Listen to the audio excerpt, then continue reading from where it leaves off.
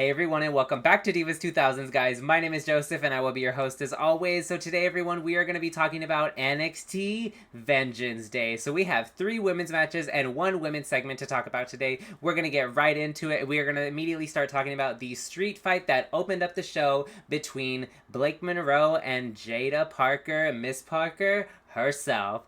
So before I start talking about the match, I want to talk about Blake Monroe's gear, y'all. Her gear was everything. I absolutely loved her gear. She was serving me Diva. It was so sexy. I absolutely loved it. And Jaida Parker, she came out, she was dressed, she was ready for a fight. She was ready to, and she had that look like she was ready to whoop Blake Monroe's ass, and she did. Now, before I even get into the match, I also need to talk about that they changed Jaida Parker's theme song, which at first, when I immediately heard a different beat, I was like, they changed her theme song. But hearing the new theme song, I'm a fan. I really like how it sounded. I'm pretty sure they added the Miss Parker to it. The Miss Parker, Miss Parker. I was like, wait a minute. I was kind of vibing a little bit to it. I was kind of in my head saying Miss Parker. I was like, okay, they did their big thing with the new theme song. I'm a big fan. I really like it. But immediately getting into the match, I want to talk about, some kind of how I did with Elimination Chamber. I want to talk about some of my favorite moments, spots, all kind of stuff like that. When Blake Monroe stole an umbrella from the crowd was hilarious. I was just like, oh. I was like, oh, that poor person just lost their umbrella. Big pink umbrella. Just like, oh, okay. This is what we're doing. And another thing I need to say is that Jaida and Blake were not afraid to hit each other with the objects they had. Blake with the umbrella, the kendo sticks they brought out, the steel chairs, you guys, all of those shots that they were delivering were, oh my god, those shots were absolutely devastating. Every time they hit each other with a kendo stick, with a chair, anything that they had brought in, literally it was so painful. Usually, and in some matches for me personally, I feel like the women don't commit. Oh baby, they were committing because they were really whacking each other. They were really giving it to us. Damn, y'all didn't have to go this hard in this match. When Blake Monroe was setting up that steel chair on those kendo sticks, how they had all the kendo sticks around the ring, and then she set up the chair on the kendo sticks, and then she was about to do something, and then immediately Jaida picked her up and threw her face first on the chair. Oh, that was scary, especially the way the chair kind of bounced back and it kind of went. It was like, oh, that could have gone really, really bad, but that was a pretty cool spot. I did like that. Jaida Parker, when she ran into the steel steps, oh my god. And our girl was hurting because she was limping for the rest of the match. The rest of the match, she was literally hobbling on that one leg. You could tell she was hurting. And even when she went for that, which I'm going to talk about later, that middle rope teardrop from on the outside, literally, I'm surprised that she could even walk after that match, because it was actually insane, the stuff that she was doing in this match. Let me see, what else do I have here? Oh, when Blake put Jaida in the Tree of Woe, before she even did anything, when she just was pulling her down and immediately swung her head into the chair. Ooh, that looked really, really bad. And then she went on to mock her high step in, and I was just like, oh, okay, this is what we're doing. We are being shady today, y'all. I was just like, oh, okay. And then she went right in for a hip attack on Jada's face with his chair in front of Jada's face. That was pretty insane. I was just like, damn. Oh, and then when Blake brought out that roll of pearls and she went in for a big fist on Jaida, I really liked that. I do need to say, I love that Blake Monroe is really going full on with the glamorous gimmick. All the weapons she brings in, pearls, diamonds. She brought in jewelry one time, I think in that cage match with Jordynne Grace. Like, she's really making this glamorous gimmick, and she's leveling it up to the next level, because I absolutely love it. I love every time she brings out the diamonds, like, instead of thumbtacks, diamonds. I prefer that. That would be me if I was a wrestler. I'd be like, no thumbtacks. We're using diamonds today. I absolutely love that she's really, bringing it full circle with the glamorous gimmick. It's so cute. I really, really love it. And then when Jaida Parker eventually started fighting back, and she, like, was literally dragging Blake by her hair, she was like, 1, 2, 3. I was like, oh, we're about to snatch her bald. Like, what is happening? I was afraid she was going to pull one of Blake's extensions out. It was just like, oh, are we going to see some hair on the ground? Because we saw that in the one match with Jordynne and Blake in the cage match. That was absolutely horrendous. But it would have been funny if Blake would have lost a few extensions. I kind of would have laughed. No tea, no shade. I loved the blockbuster that Jaida did to Blake. I love when Jaida pulls out moves like that. I think they are so cool. She's really showing off her athleticism a lot more, which I am a big fan of. She's getting that big push. Unfortunately, she didn't win this match. We'll talk about that later at the end. I kind of did mention this, but the teardrop through the table on the outside was absolutely insane, you guys. Like, when I saw that they brought out the table, I'm like, okay, we're going to do something cute. And then when Jaida put Blake on the table and started, like, hitting her, like she was going to do the teardrop in the middle, in the ring, and I was like, no, she's not gonna. I thought, okay, maybe she's just going to do it off the apron. She climbed up the ropes, and I was like, oh, wait, this is what we're doing? And she jumped off, and immediately, I was so scared when Jaida jumped off the ropes, because, like, the way she fell, she had her arm, like, kind of back. I was kind of scared, like, she might have messed up her arm or something. I'm like, no, please don't hurt yourself. But thankfully, she was okay. Besides her hip still hurting from the steel steps and the table, like, our girl was really going through it in this match.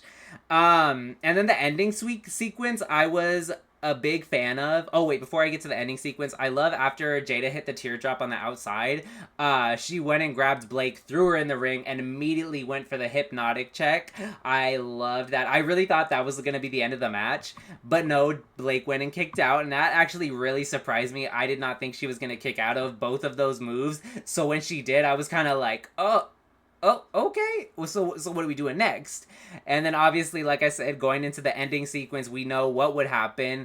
Blake brought out the diamonds. She had him in a big black bag, dumped him out, picked some up, threw him right into Jada's face, went for the stratosphere. Boom. I don't know if she's calling it something else. If she is, somebody drop it in the comments down below, because I don't know if she's changed that name or not. I'm not too sure. So don't come for me, y'all. Don't come for me. But went for the stratosphere on the diamonds and went right into the DDT, the glamorous DDT onto the diamonds. I absolutely loved it. The sequence was everything. It was boom, boom, boom. I loved it. I really, though, wish that Jaida would have won this match. I was kind of hoping that she was gonna. Because, like, coming back from injury, she's been hot. She's been on a roll. Like, they really got to do their thing with Jaida while she's still hot and everything. I mean, she's always been, the fans have always loved her. I've always loved her. So, like, hopefully they'll start building up momentum, even though she did, unfortunately, lose in this match.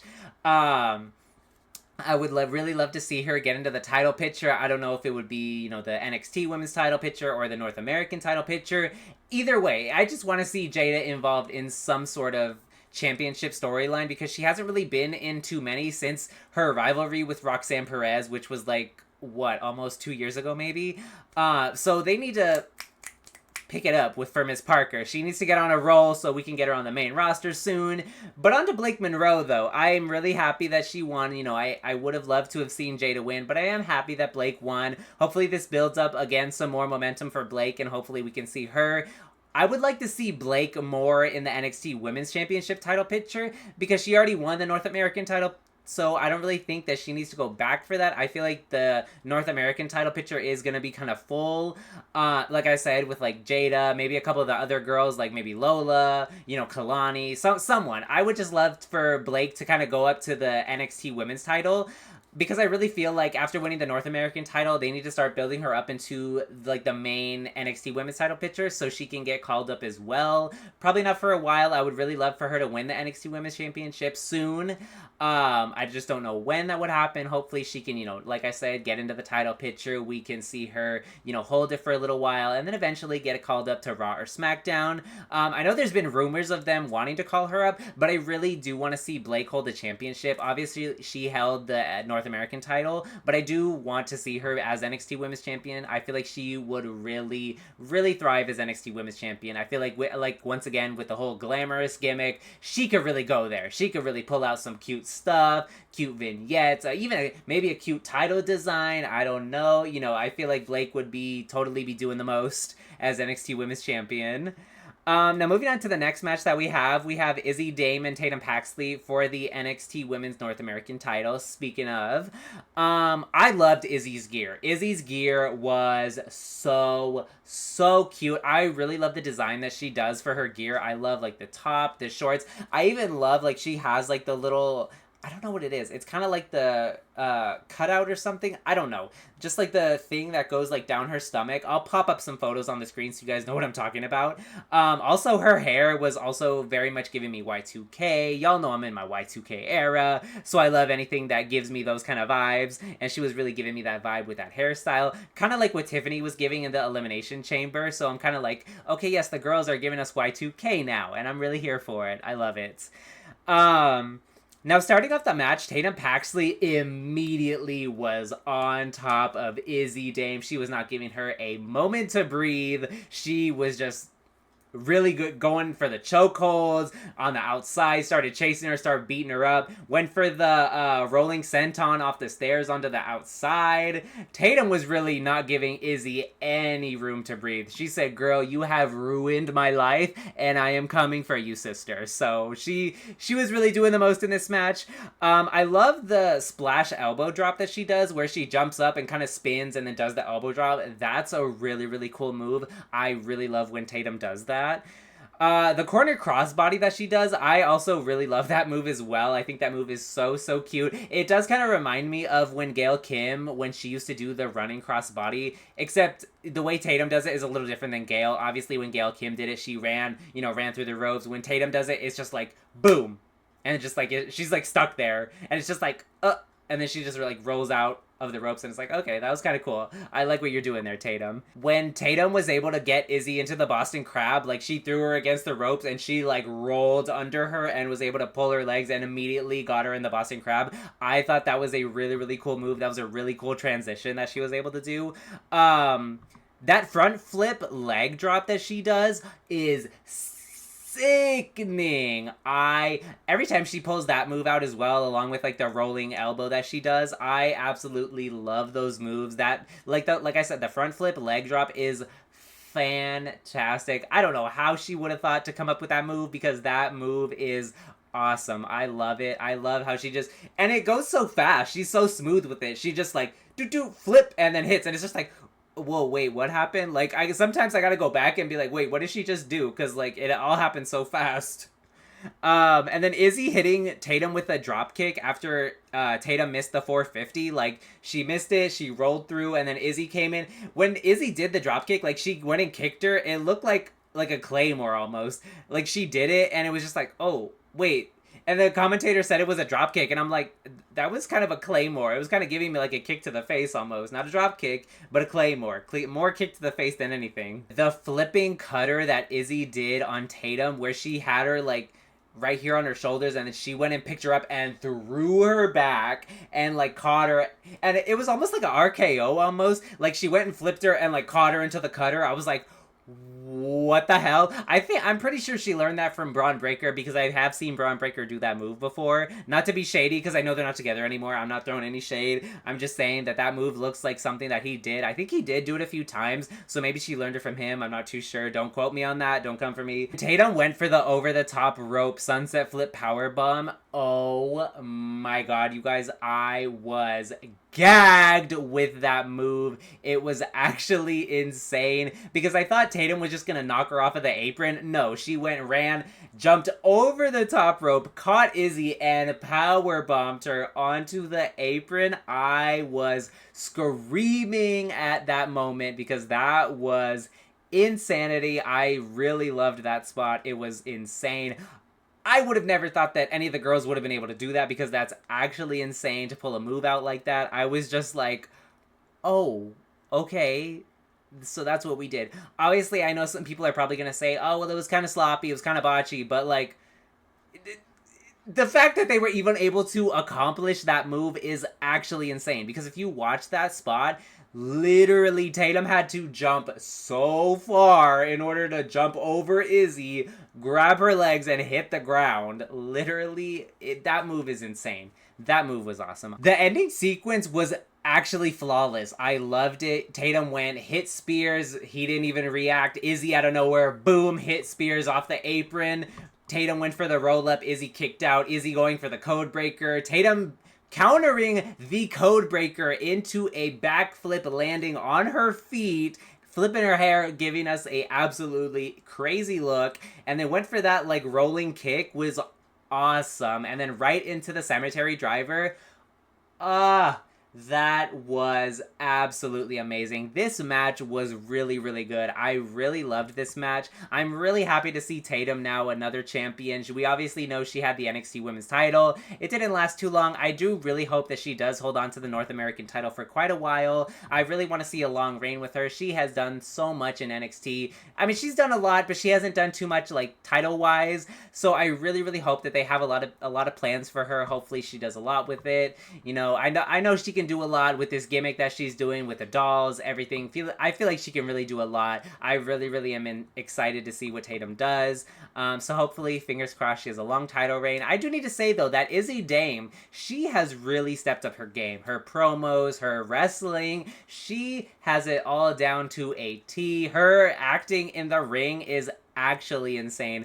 Every time Tatum kicked out of a move, like her face, like she was serving us face in this match. She's really, really improved over the last few years. I've always really been a fan of Izzi, so like I'm really happy to see that she's doing really well. I'm really happy that she was able to hold the North American title, even though it wasn't for a long time. The fact that she was even able to get a title this early in her career, I'm really, really happy for her, and this is just the beginning for her, so I really, really hope to see her hold more titles very soon.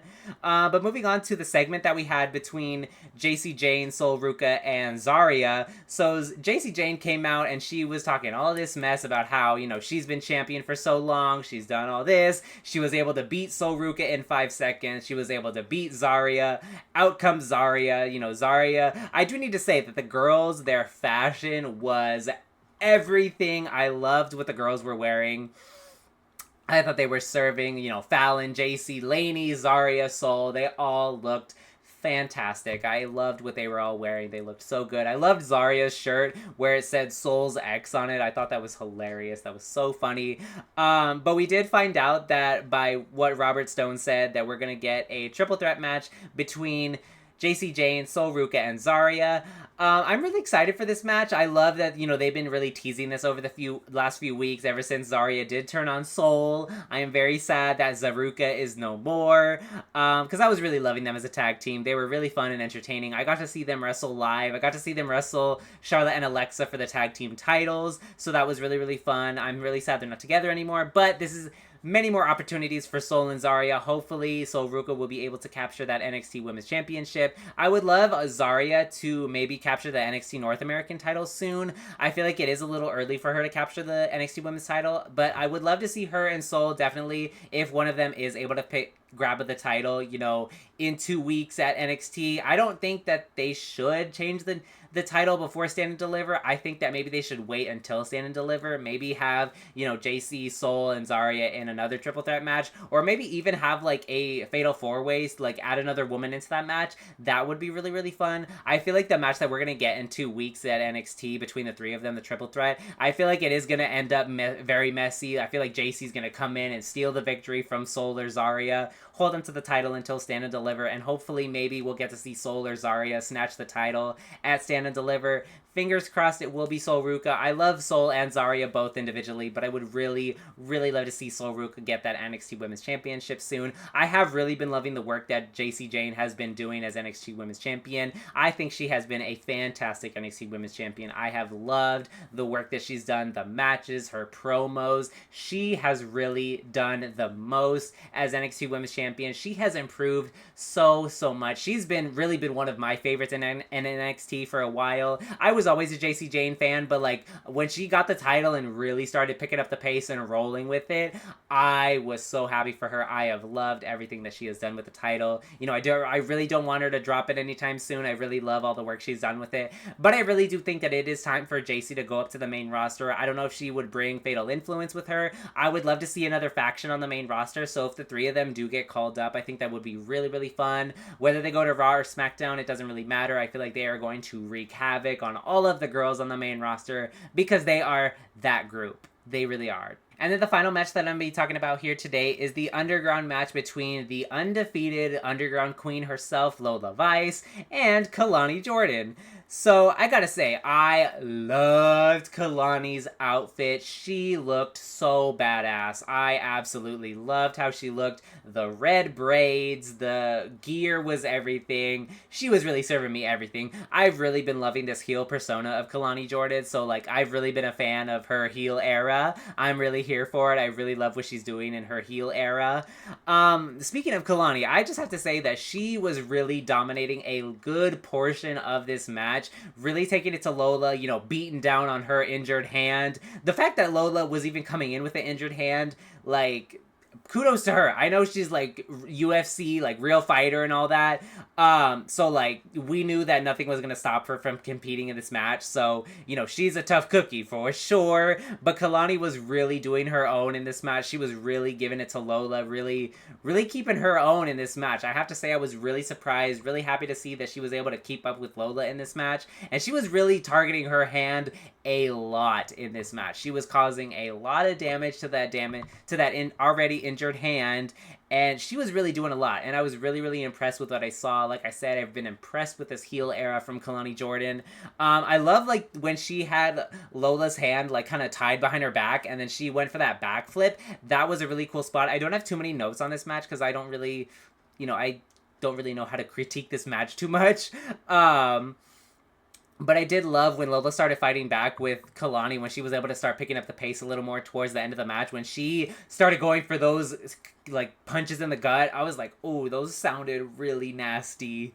And then when she went for those punches, went into a suplex, and then did her trademark spin kicks, which I love. I love that Lola does those spin kicks. I'm really like impressed that she's able to do that, because every time I see her do those, I'm like, how do you do that so well? Because like if I were to do that, if I were to spin and try to kick, I would literally fall. Like she does it like so easy. Like she just spins, kick. It's just like, dang girl, okay, you know how to do your thing, and I love it. I love to see it from Lola.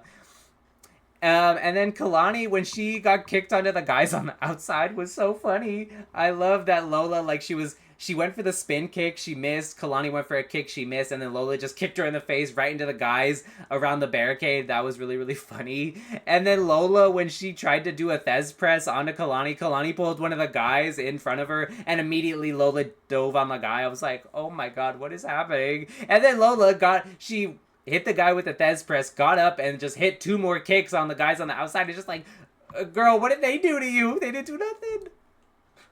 I was just dying. I was like, dang, she's just out here doing the most. And then when Kelani went over, like when she threw Lola into the barricade and then she started talking all this mess to Lola's dad, I was screaming at that. I thought it was hilarious. Like she was really egging on Lola's dad. Like he looked like he was ready to like jump into the ring. He was like, what the heck you say about my daughter? Like leave her alone. I was just like, oh my god, Kelani better be careful, because he's about to jump into the ring and get you, girl, for attacking his baby. Like, you better be careful, girl. Then the ending sequence to this match where Kelani went for a kick, Lola caught her, threw her into a backflip, and immediately went for that back fist. Oh my god. Lola laid Kelani out, and immediately, boom, started beating on her face. The ref got in, called the match. It all happened so fast. When it happened, I was like, Oh my god, like it was out of nowhere, but I love that it was out of nowhere because like you kind of see that in UFC. I don't really watch UFC like ever, but like the way that it was just back fist, boom, boom, boom, like that's how you would see it in the UFC, like just out of nowhere. I loved it. I love that Lola is still the queen of the underground. She is still undefeated. Because I really thought going into this match that Kelani was actually going to pick up the win. I thought she was going to give Lola her first loss in underground. Considering that Kelani was able to make Lola tap out a few weeks ago, I was just like, oh, I fear it might be over for Lola. Like they really might be giving it to Kelani. They might try to do the big thing with Kelani, which I'm here for. Like I said, I'm really been here for Kalani's heel era, so I'm really excited to see what she does. Hopefully they kind of pick up momentum and start pushing her a little more. I do want to see the same with Lola. Obviously winning Underground, she needs a title. It has long overdue. She's fought for the NXT Women's Championship. Maybe she can get into the North American title picture or even the NXT Women's title picture because we need to see Lola Vice as champion in 2026. And also, like I said with Blake Monroe earlier, you know, there's also rumors of her getting called up to the main roster as well.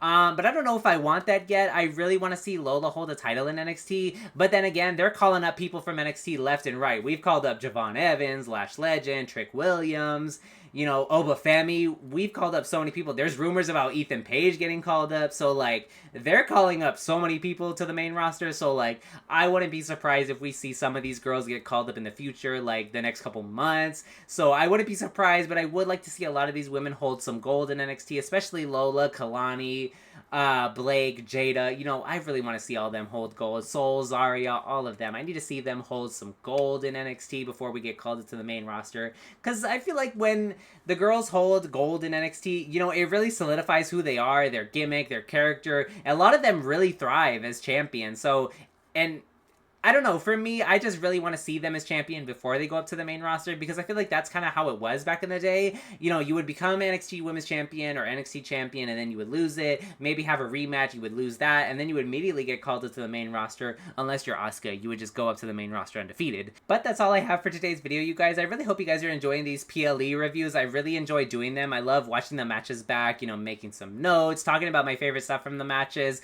I really like doing these. If you guys like these, make sure you guys like, comment below. If you want to see any other videos, if you guys are enjoying these kind of videos, let me know. But yeah, I really hope you guys enjoyed this video. Make sure you hit that big red subscribe button, turn on notifications, leave a comment down below, like this video. We're going to be dropping some non-wrestling fans guess women's wrestlers really soon. I've been talking to my editor, so he's been working on those. So those will be coming out very soon, but you guys will be seeing a lot more of me. I'm also going to drop my review of all the women's entrances in WWE 2K26. So be looking out for that video very soon. It's going to be a very long one. It's probably going to be like an hour long. So I'm just warning you now, it's going to be a long video of me reviewing all the women's entrances, talking about everything, my favorite models, all that kind of stuff. Make sure you guys check out Divas 2000 on TikTok and Instagram. We are the same username. We're here on YouTube. But that is all I have for today's video. Hope you guys enjoyed it, and I'll see you all next time. Bye, everyone.